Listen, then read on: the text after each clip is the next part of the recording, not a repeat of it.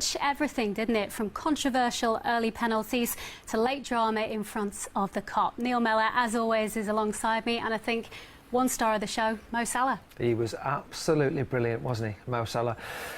Maybe a little bit trying to say, I want to be Golden Boot this winner, maybe disappointed. He got 19, great season last season, didn't quite manage to get 20. Vardy was the Golden Boot winner. He made his intentions clear from game one against Leeds United with a hat-trick. Absolutely superb. He looked fresh, he looked sharp, and it was great to see a decent pre-season under his belt going into this game. Yeah, he obviously opened his account with a penalty after just 4 minutes. Let's have a look at this decision, though. Some controversy over whether this should have been given. Yeah, I like the way he gets his body in front of the defender there. Nice and strong in that position. Defender's a little bit too tight. He can wriggle away then into the space, and you can see what he's trying to do. He's trying to bend it with that left foot towards the far corner. You can see the Liverpool players around Salah all claiming for the penalty. The referee is in a really decent spot there to see it. The controversy comes because it comes off the Leeds United defender's leg before rebounding onto his arm. The VAR looked at it and they said that the rule last year probably would have said no penalty. The rule this year says that he's not trying to play the ball, the defender, so it is actually a penalty. Look at his arm. His arm's in an unnatural position, and he's actually stopping the ball going towards the goal from Mo Salah. If his arm isn't there, it could well end up in the back of the net. Anyway, a referee, even though it was early on in the game, what was it, 2-3 minutes old the game, points straight to the penalty spot. OK, it's pretty controversial decision, but no messing around from the spot, was there? This was emphatic. Great finish, yeah. Only a minute delay. Sometimes penalties can go on a little bit, can't they? Minute delay, he knows exactly what he wants to do. Goalkeeper waits. The power, look at the power from Mo Salah. He generates right down the middle, high as well, into the back of the net, and it was a superb penalty from Mo Salah to get the goal scoring away with that 1-0. Yeah, emphatic penalty, and we'll fast forward a bit to 3-2. This was a thunderbolt, wasn't it? Yeah, 7 goals in the game. This was the best for the lot for me. Absolutely brilliant from Mo Salah. His movement, watch his movement from the set piece, manages to get a little bit of space, and then he's got time to take the touch. If you get space inside the area, it allows you to take the touch. The finish is just incredible. No goalkeeper saves that in the world. Absolutely brilliant. Everyone goes in for the first ball. Look at Mo Salah. I'm just going to wait on the edge of the penalty area, wait for that second ball, and it arrives, picks the second ball up nicely, touches Mo Salah. Absolutely no. Just watch this for an angle.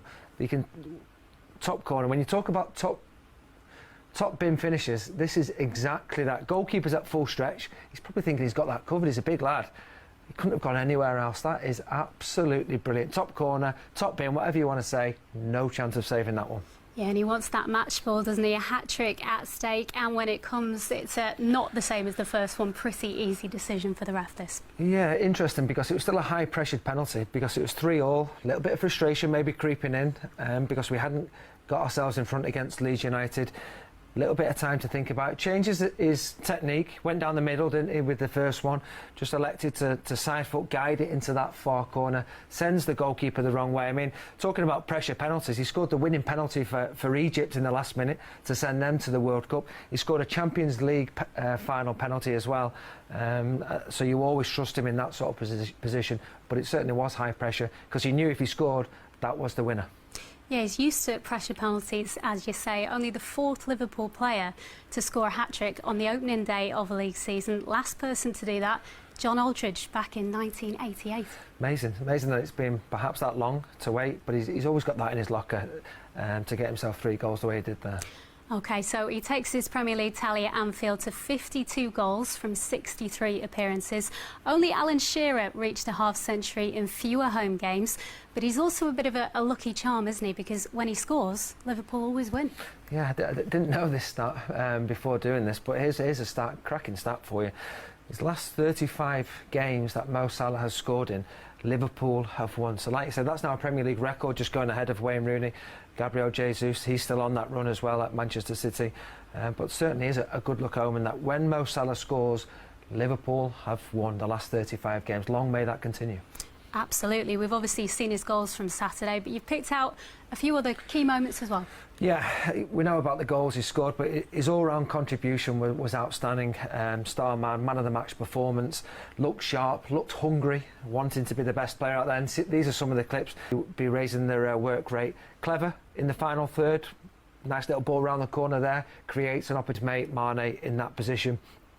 Probably disappointed this came on his right foot. I think if that's left foot, that's certainly hitting the back of the net. He's disappointed, but he's always a threat. Looking on this right-hand side, wanting to cut in on the left foot, creates a chance, comes from the sharpness and quality of Salah. Yeah, let's take a closer look at his numbers from the game, because these are simply outstanding. 3 goals, obviously, but he did top the rankings in all of these stats as well. Yeah, I mean, they're impressive stats. The one obviously that will stand out is that he's got 3 goals.